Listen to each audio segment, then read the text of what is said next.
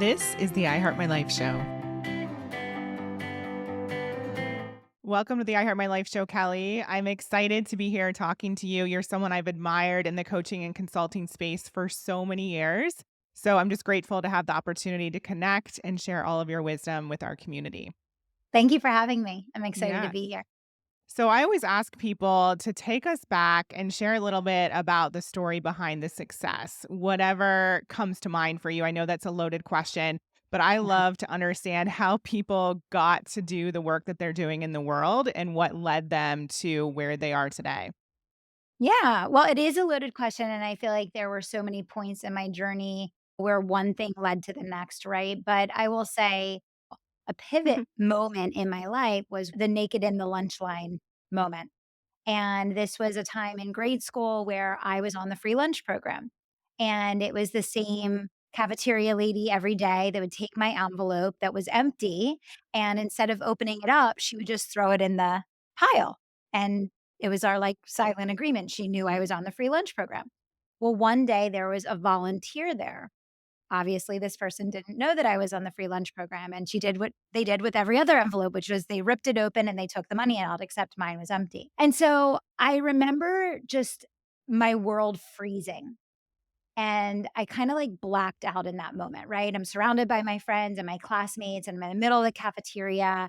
And she kind of looks at me and I look at her. And I think in that moment, she kind of like figured out what was going on and, whatever. But it was in that moment where that feeling of nakedness and vulnerability and embarrassment that I was like, yeah, I don't wanna feel like that ever again, right? And I think it just kind of flipped a switch for me in my life where I realized that I'm going to construct my life to feel how I want it to feel, to look how I want it to look, and in that moment, I just made the decision that I was willing to do whatever it took to create a beautiful life for myself, to put myself in a position of power, to put myself in a position of certainty, and to not feel that way again, right?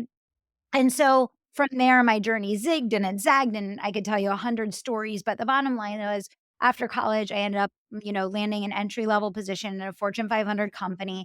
And I took that job because I knew that there was huge upside. I could learn business, I could really come in and prove myself. And for basically a decade, I was the first one in, the last one out. I was promoted 7 times in 8 years. I became the youngest senior vice president in the company. I went from being a solo producer to building a team of 100 people and running a $50 million portfolio. This is like in my 20s. I'm Wow. managing this massive organization, 17 locations from New York down to the Carolinas.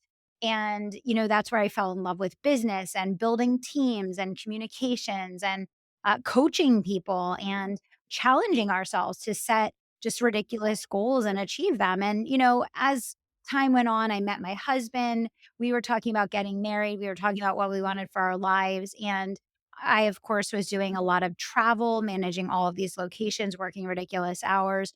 And it was at the point where I was like, okay, I think I've gotten out of this experience what I was intended to learn and to grow from. And I felt like my gifts and my talent was not being applied in a way that was really honoring the gift. And I was like, I think I need to go out and build it. And so I thought to myself, if small business owners learned the strategies that billion-dollar corporations use every single day, we wouldn't have an 86% failure rate in small business. And so I decided to dedicate my life to helping small business owners really learn how to build systematic, scalable, self-led companies and teams that can actually be a real business, be a true and lasting sustainable organization, which interestingly is very rare actually in especially the online world. So I've been doing this since 2012. My first company was on the Inc. 5000 list 2 times. We were one of the first companies female led, no debt, no investors, no funding, 8 figures. And now I have a portfolio of 6 companies, and each of them do something different. But essentially, the whole focus of everything that I do is just empowering people to reach their potential, building magnificent, beautiful, profitable businesses, and using your gifts in a way that honors the gifts that you've been given. So amazing. Thank you for explaining all of that. There's so much that I want to pull out of there. So I'm curious to know when you experienced that naked in the lunch line memory, how old were you during that time? I wanna say I was in 5th or 6th grade, like, I don't have an exact timeline of Yeah. when it was, but yeah, it was like I think it was between middle school, like, grade school and middle school. And so, like, between then and when you went to college and then ultimately got that dream job in your 20s, what do you feel, besides what you've already described, shifted in you in terms of your mindset or in terms of how you were showing up in the world? I think it forced me to just decide what I wanted, and, when I made that decision, literally from the moment that I was able to start working, I mean, I was a mother's helper, and then I was a gatekeeper at the pool and waitressing, and I had 5 jobs in college. I barely went to class. I didn't know what I wanted to do with my life. I just knew I needed a college degree, so I was an NFL cheerleader, and I was a waitress, and I was teaching aerobics, and I was cocktail serving and doing all these different things, but every experience has something rich. It has a diamond in it that can help you with where you're meant to go and what you're meant to do. And so for me, I just kind of have allowed that journey to unfold and really ask myself, what am I learning and how can this be applied and where I want to go next and what I want to do. And I think it's just the power of decision, right? I think it's remembering that God gave us free will and the ability to make 3,000 decisions a day and the ability to be a co-creator in our life using that free will and the gifts that we've been given. And I think we so often underutilize the power that we've been given in our own lives. And of course, as a kid in 5th or 6th grade, I would not have used those words to describe it. I would have said, I don't want to be embarrassed like that ever again. Right? I wouldn't have used the words that I used 20 years later, now looking back on why did I make all these decisions the way that I did. But the bottom line is that you can live above the line or you can live below the line in every area of life. You can be the person that there is a solution to every problem, or you can be the problem that there is, a problem to every solution. And that is a very distinct way of living your life. And I think for me, I just was like, well, that wasn't pleasant. I don't want to be in that situation again. So who do I have to become and what do I need to do to put myself in a position of personal power, which is the exact opposite of how I felt in that moment. I felt compromised. I felt vulnerable, embarrassed, compromised. And I was a young kid, so I didn't know the words to put to it, except I was like, okay, I'm going to do something about it. Right. I think people underestimate the power of making that decision. So I heard somebody say recently that the word to decide literally means to cut off. So you're cutting off any other alternative Yeah. or scenario or option for your life. And then obviously the action that follows is incredibly important. So Yeah. as you were transforming and making all these decisions and stepping into your personal power, did you find that anyone in your family maybe didn't relate or didn't understand what you were doing? Or especially as you got into entrepreneurship and now you have 6 businesses.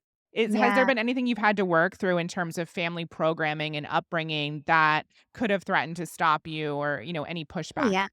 Oh, yeah. I mean, my whole family, the whole dynamic of my family, first of all, my dad worked for a nonprofit organization. That's why we live just above the poverty line. And so there's 5 kids in my family living on one salary in a nonprofit. It was bad. Like, so the whole dynamic was that he felt that to do good in the world, he had to be compromised financially in order to do so. My core belief is that you can make money and do good in the world. You can use your gifts to make money and to do good in the world, that those things are not in conflict. His belief was that those things were in conflict, right? And so, obviously, for my family watching my trajectory, there were definitely different points along the way when I started to do really well financially, which I started doing well financially when I was in corporate before I even started my businesses, but there was definitely like a element of you're greedy, right? An element of why do you need more? An element of like, really? You know?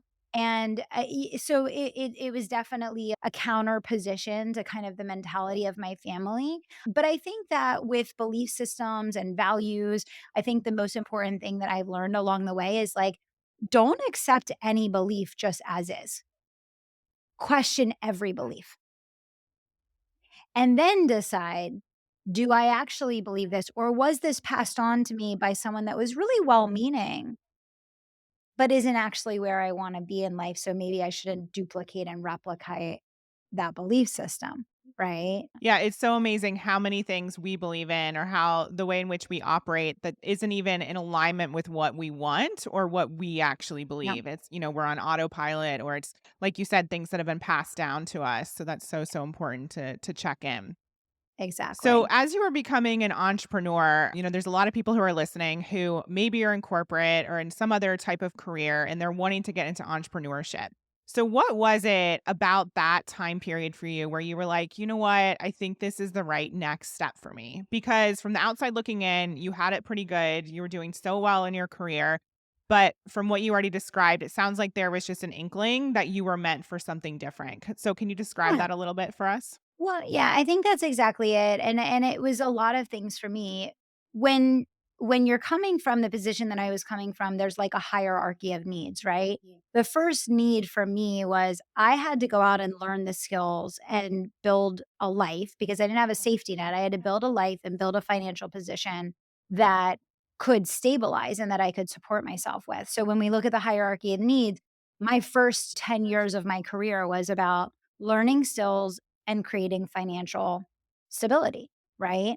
But once those things were accomplished, it was time to move up the hierarchy into pursuit of purpose, self actualization, making a difference beyond myself, being of service in the world, and all of those things. And so it was climbing that hierarchy of needs, number one. And then number two, it was really beginning to look at the scope of my life. And we, at that point, my husband and I started my business in 2012. We got married in 2010. And, we were starting to think about, having children and, building our family and all of those things. And I really had to ask myself, like, what is the life that I want? Do I want to be going in an office every day? Do I want to be traveling all the time? Do I want to be working 60 hours a week? And I needed to put myself in a position financially where not only could I make the changes from a lifestyle standpoint that were in support of where we wanted to take our family, but we also wanted to have my husband home full time. And so that was really important to us because we didn't wanna have my daughter Madison in daycare. And so it was a combination of really my own personal evolution of realizing that what is life about? It's about contribution. The reward is in contribution. And I wanted to dedicate the rest of my life to doing work that wasn't me focused, right? That was really directly impacting other human beings and their families and their lives. And I wanted to do that in a way that allowed me to build a rich home life and a lot of stability and a lot of freedom, which is, why I felt like I needed to do that on my own terms in my own business. Yeah, that's so beautiful. And it's so interesting because I've interviewed so many entrepreneurs on this show, and I've never had anyone lead with, I wanted to give back and I wanted my work to be more than just about me. So I think that's just really beautiful and refreshing to hear. So thank Mhm. you for sharing that. Yeah. And I'm curious to know, as somebody who my husband hates this term, but I essentially allowed him to retire, so to speak. He works in his dream job now in his own business, but Yeah. he was able to leave his career and basically have the freedom to do what he wanted. I'm Mhm. curious to know though, like, was that a weird dynamic for you guys? Is that what your husband desired as well? I'm just curious to know a little bit more about that. Yeah, it was really interesting. It's such a good question, and I know it's such a funny thing, right? I retired my husband from the workplace, but he definitely works his tail off at home.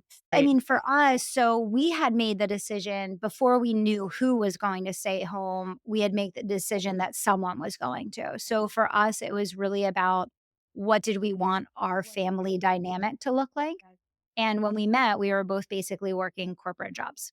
And as we progressed through our life and I started building my company and I really realized like this is the calling of my life, like this is what I want to do with my life. And he was working a job that he was like, take it or leave it. I don't give a crap. He's a musician. So that's his passion. And he was doing a job to make money, but it was not his passion. So he was more than happy to walk away from that. And what's really interesting is like seeing the bond between him and Madison and seeing how he has grown into his role as a parent and as a leader at home and just like managing our life and our family and those things. Like he was definitely made for that, even though he would probably never, like, identify that way and say that. He does so many different things, but I don't think I could do what he does in the way that he does it. Like, he just keeps it all together. So, we've been really blessed with that dynamic. I'm sure you feel the same way. I think it's pretty much the best decision that we ever made was having him home, and I see it in Madison's growth and development and her confidence, her the way that she speaks and carries herself, and I just think there's so much richness in reverting back to, like, a traditional/untraditional slash untraditional family dynamic where we're all home together. I'm home, he's home, and actually next year we're homeschooling Madison because we want more time together as a family. We wanna travel, we wanna be together, we wanna have some adventures. Oh, amazing. I'm gonna have you back on the show after you have more experience with that. We're all at home as well. My husband just left to take my daughter to the pool. It's, 3 o'clock on a Tuesday. And so I just feel so grateful that we get to have that time with her and obviously still do the work that we love. And just like your husband, my husband is so nurturing and just like was born to be a dad. And it's Yeah. so beautiful to watch that. And even when my daughter was first born, I had a home birth and then I had to be transferred to the hospital unexpectedly. So my husband actually spent my daughter's first night Oh, of her wow. life with Yeah. her. Yeah. And Mhm. I was in the Yeah. hospital. And so they just have a really special bond. So I totally hear you. Yeah. I'm curious to know, I recently saw a post that you put up about somebody, and I know you didn't name names, which I totally respect, but somebody basically saying if you're going to be an entrepreneur, you need to be prepared to miss the recital. Essentially, that was, Yeah. the example. And you were very bold and honest about your opinion about that because Mhm. you said that the reason you got into entrepreneurship, one of the reasons was because you didn't want to miss the recital and you want to have the flexibility, like what we're talking about here. Yeah. So, can you speak a little bit to that sort of Yeah. perspective? And the reason I'm bringing this up today is because I was the person that worked 80 to 100 hours a week in the beginning of building my business. And so, if I had a baby at that time, maybe it would have been different. But Mhm. I'm just curious to know your thoughts on that because I've seen kind of like both sides of the spectrum where you are hustling, especially in the beginning, and maybe you are putting in more hours than you want. So, Yeah. anyway, would just love to hear your thoughts on all of that. Yeah, I mean, well, I'll talk first about just my perspective on, like, children and family, and then we can talk about the strategic part of, like, how do you set up a business that is gonna allow you to be able to prioritize those things. I think there is, in large part, a culture war that's happening right now on family. And I think that there's a very ego driven mentality in the entrepreneurial space around this fanatical obsession with achievement and growth and bigger. And I love me some growth. Three of my companies grew 200% year over year in the first quarter this year. Like I love some massive growth. Like I ain't got no beef with that. But the thing is like when we forget what's important in life. And when we forget why we're doing what we're doing, it's the systematic destruction that happens when you compromise and sacrifice those things and say, "Oh, they'll be there later. Oh, I'll get to that later. It'll calm down." Like, how many times have we said things are going to calm down in the business and then they never calm down? And I was particularly upset about this because this was coming from someone who doesn't have children. And, you know, personality formation and, like, the development of children happens basically from, 0 to 8, right? And there's a lot of advice from people who don't have children telling people, "Oh, just work a lot while they're young. They won't know. It'll be okay. That you'll have time," all of these things.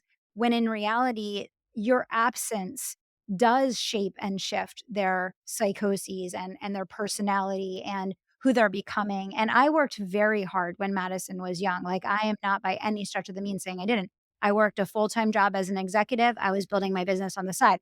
I also breastfeed Madison and worked early and worked late when she was sleeping so that I could get it in. Like, I did the whole juggling act that everyone does, that we have to do in the beginning stages. Like, I did that too. But I think that the message that I'm trying to get across to people is if you build a sloppy business where you make excuses for yourself about why you don't need to clean up how you're doing what you're doing when you're doing it, and you're always saying, I'll do that when you will wake up one day and you will either have a medical crisis that takes you out of business. I see it every single day with entrepreneurs. You will have a marriage that dissolves because you ignored your partner and that relationship, there's nothing left. Or you will end up having children that you have no relationship with.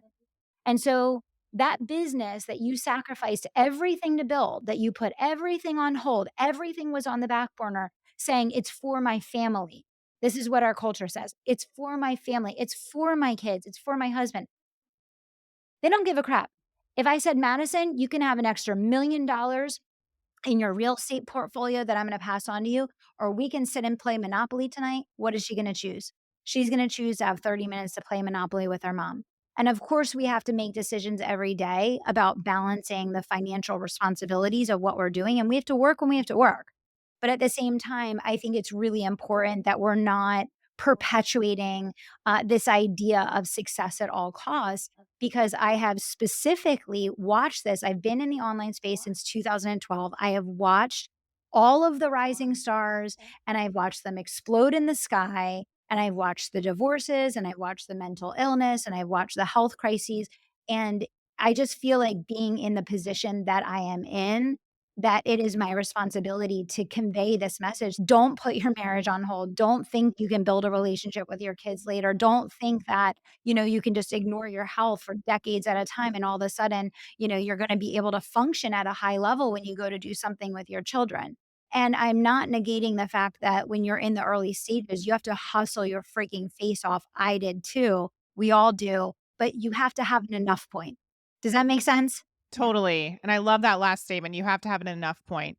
So how Yeah. do you know when you've hit that point, or how do you create a plan or put boundaries in place so you don't reach that? Yeah. Well, I mean, for me, what I've done since Madison was born is really look at the family priorities and put those things on my schedule first. And that's it. It's that simple. And the thing is a lot of people do that, but then they change the calendar block, or they remove that thing from their Yeah. calendar. "Oh, I have to do one more call.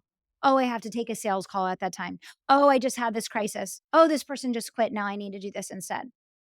And it's having character and having covenant with yourself around the priorities that you're setting in your life.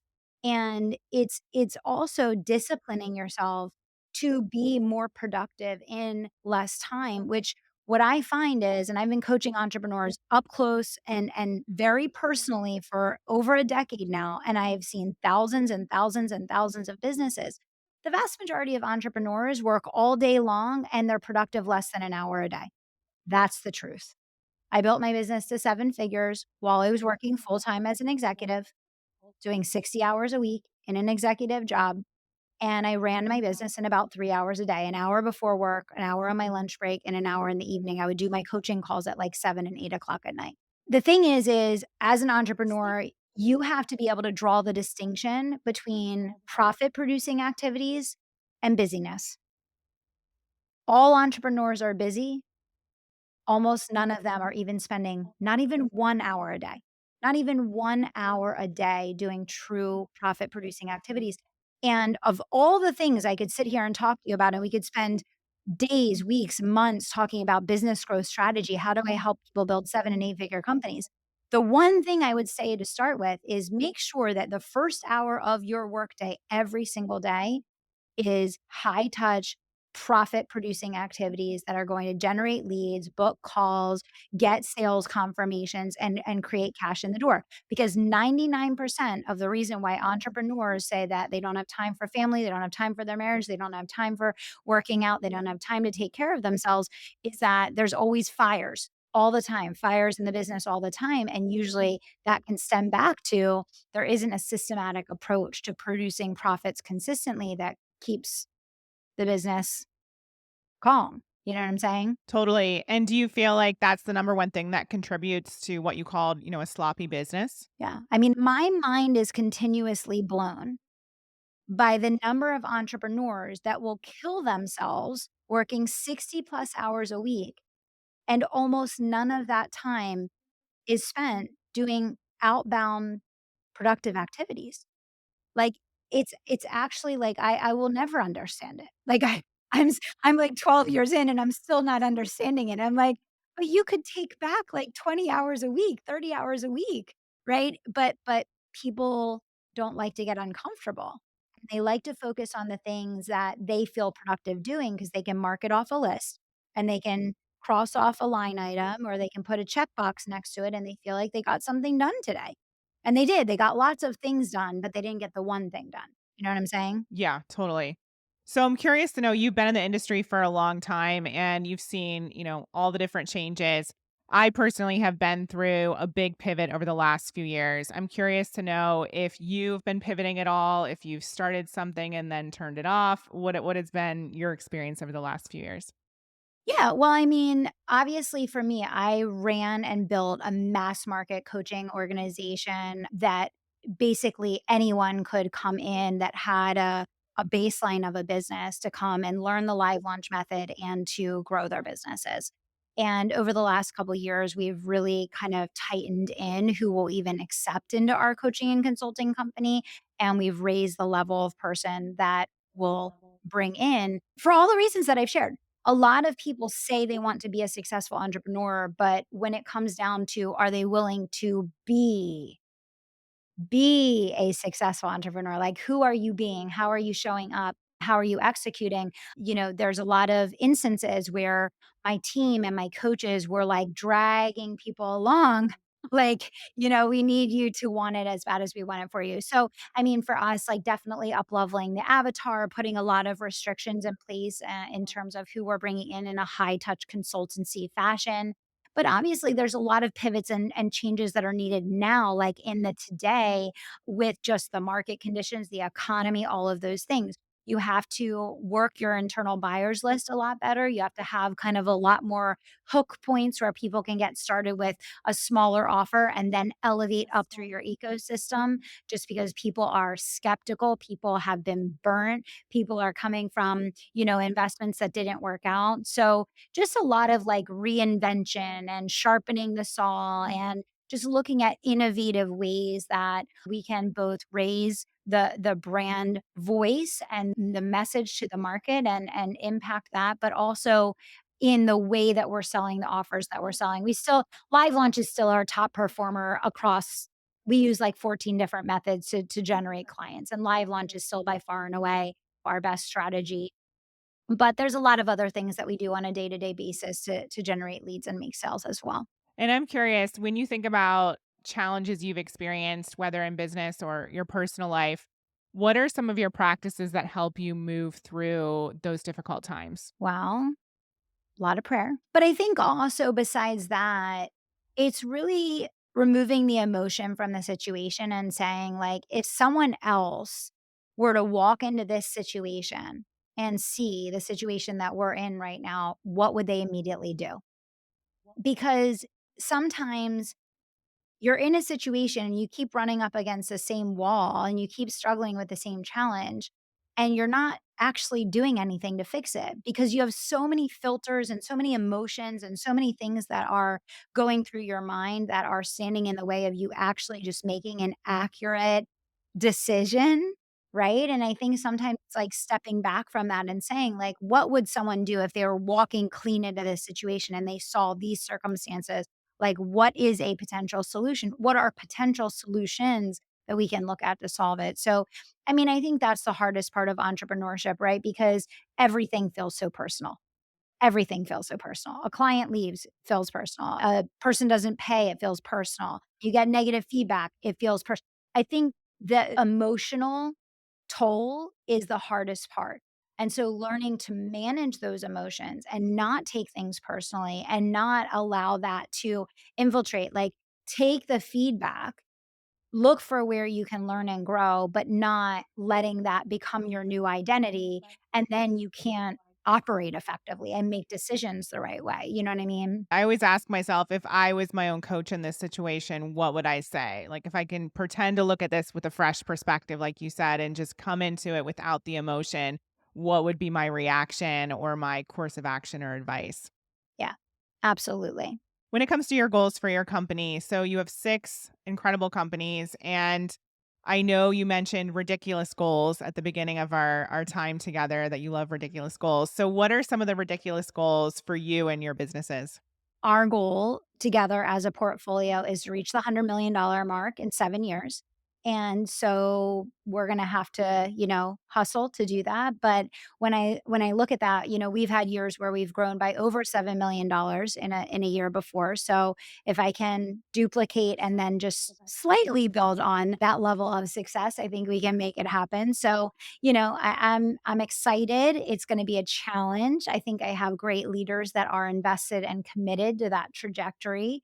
I'm sure we'll have lots of interesting pitfalls and challenges along the way, but I'm excited to pave a new path for people. Like when I achieved 7 figures in my first business, I said, okay, I want to get to 8. And as soon as we hit 8 figures that same year, our first 2 clients hit 8 figures.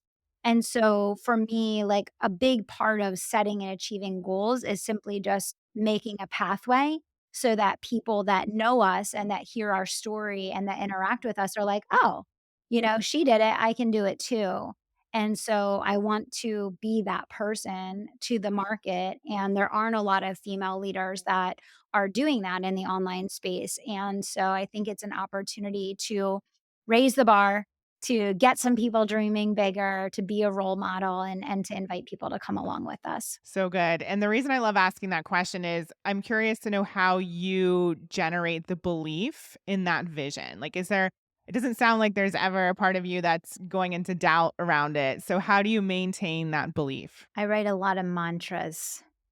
I write a lot of mantras. It's going from being like a dream, which is like a platitude, it's an idea, it's a vision, to actually putting an action plan on paper with milestones and incremental objectives, and then reverse engineering into how we're going to do it. So I think for me, it's starting off with the belief and the goal and the vision, but then it's bridging into, okay, what are the incremental stepping stones that, we can take to get there? And I think one of the most important things is giving yourself time.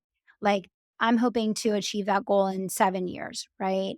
And I think for a lot of people, they'll do something for like 2 months and they're frustrated and they're like upset and really having an emotional challenge with continuing. Some people, they'll have a bad year. A lot of entrepreneurs had a really bad year last year, right? And a lot of them have closed their businesses down. We've had the most business closures in like a 10-year period in the last couple business quarters. Well, that happens not when someone can't figure out how to make another sale and stay in business. That happens when someone gives up hope. Because if you had the ability to generate a sale at one point, you can do it again. But when you give up hope and when you stop believing and when you can't will yourself to just take one more step, that's when you fall off. And so I think the whole the whole thing about entrepreneurship is every day is a new opportunity to be the best that you can be. Very unlikely that you're gonna have back-to-back great days as an entrepreneur, but you need to find those moments in every day of joy and happiness and satisfaction and peace and excitement, and remember that leaders are leaders because their job is to solve problems, and without problems, there would be no need for leadership. And so I think it's just perspective and giving yourself time. I see a lot of people put their entire identity and compromise their business because they're not achieving something in the timeline that they think that they should. And usually these are like arbitrary goals with arbitrary timelines that we made up. Like you can change it at any time and everything's going to be okay. Right. So I think it's just like perspective. Yeah, I totally agree. And it's obviously belief is so important, like you said, and continuing to generate that belief and not give up. But equally, like you said, you started to put the plan in place and you actually mapped out something, which makes it feel a lot more concrete. Yeah. Because I always say, anyone can put something on a vision board, but when you actually start moving forward with it, that's when number one, you identify any negative beliefs or limiting beliefs that are coming up for you Yeah. still, but also it starts to feel more real and it becomes more concrete and you can obviously finesse Yeah. it and change things up. And so I think that's such a beautiful way to illustrate it for For everyone. sure. for sure. So, when it comes to your work in the world this year in particular, what are you most excited about? Well, I'm really excited. I mean, I have a couple newer companies in my portfolio. I have a couple companies that are on year 2 and year 3, and they're, like, really starting to pick up traction now and starting to see some really amazing communities building and client wins and brands building, and so it's exciting because, like, yeah, and I think we all try to black this out. The first few years of, like, starting a new business is like, whew, you know? But it's nice to see as you emerge and you come out of that, like, first, like, year and a half where you're really starting to see that trajectory pick up and you're seeing that vision start to actually materialize. It's really cool, and I'm excited also for the development of my leaders on my team and in my company. I have a really, really good team, and I have a lot of people that have worked really hard for me for a long time that I was able to promote and give opportunities to help with the leadership of companies across the portfolio. And so it's been really cool to see like their growth and them getting clear on their vision within their role or their company that they're leading. And I'm excited to keep growing them and developing them and empowering them to reach their potential. So exciting. And what are you most excited about personally? Homeschooling Madison next year. Yeah. We've been talking about it for a long time, Mm, and there's a lot of elements, of why we decided that. Obviously, we're not happy with, like, a lot of the things that are being taught in schools now, but one of the biggest things for me doing what I do is, like, the biggest regret I could ever have in my life would be if I spent my whole life teaching everyone but my own daughter. And of course, I spend time at night and on the weekends, and I do everything I can do as a parent, but I teach business for a living. I teach mindset. I teach confidence. So I think I'm just excited to have that time with her because whether we homeschool for a year, whether we homeschool for the rest of our life, I know that this will be like a very foundational growth period for all of us, but especially I think it's going to impact the trajectory of her life. So just looking forward to having that time together and investing in our relationship and growth as a family. I hope you share some behind the scenes of that when you're up for it I and will. comfortable. I'd love to see that. I know it'll inspire a lot of people. Yes, I will. So, before I get to the final question that we ask all of our guests, where can people find you online? Yeah, well, I mean, I'm everywhere, so the Kelly Roach Show is definitely the best place. So if you're a podcast listener and you want quick, to the point episodes where you can learn, you can grow, you can get a mindset reset, you can get business growth strategy, the Kelly Roach Show is the place to be. And just wherever you're at, I'm on LinkedIn, Facebook, Instagram. Come DM me and say, "Hi, I heard you on the show," and I'd love to connect with you. Perfect. So, final question. We believe that we're more capable than we give ourselves credit for, and that we have the ability to create a life that's better than anything we could dream of. So, what is one way that people can create a life that's better than their dreams? Oh, that's a good question. Well, I am a person of faith. I'm sure not everyone that listens to the show is, but for me as a Christian person, the identity that we tend to have is the one of self and of the people that we interact with in our day-to-day lives, right? And that puts a lot of limiting beliefs and limiting perspectives on what we're capable of. But when you begin to identify as something that was a vision, God chose you to be here at this time with purpose and with a plan. And the more that you go through things in life, the more I think you realize that there was your plan and then there's God's plan for you. And typically, when things don't go according to your plan, you think they went badly or they went wrong. But then in hindsight, you typically recognize, oh, God's plan actually was the better plan, and he has my back, and there is a plan and vision for my life. So, I think the more that you can let go of the filters and the labels and the identities that you've given yourself because of failures or setbacks or shortfalls or whatever the case, and really step into the full identity of asking yourself, why was I given these gifts? Why was I made for a time like this? Where am I being called to serve? Where am I being called to make a difference? I think the less that it's about me and the more that it's about we, you can really step into a life that surpasses your own dreams that you had and is even more rich and fulfilling as you touch and serve more people. So good. And I think that's one of the things that helps all of us who do work like you and me to keep going as well in in those on those days where it does feel so challenging, when you recognize that it's bigger than you and there's a big purpose and mission there, it's very motivating and, will keep you in that forward motion. Yes, so true. Amazing. Well, thank you so much, Kelly. I so appreciate your time in this conversation. Grateful to have you on the show. And we wish you all the best. And we're going to be watching as you reach all of those incredible goals this year and on to that 7-year mark, and I'm sure beyond. One more thing before you go. I've created a dream life guide to support you if you're in a transition or just trying to get clear on what it is that you actually want. You have a feeling that you're meant for more, there's something else available for you. This guide will support you in getting that clarity and understanding any of the mindset blocks that may threaten to hold you back, and then get into action to the results that you are craving. So go to emilywilliams.com/guide to get this free guide today, plus a bonus walkthrough where I go through all of my framework and the steps that I take to support women just like you in creating their dream life. So go to emilywilliams.com/guide.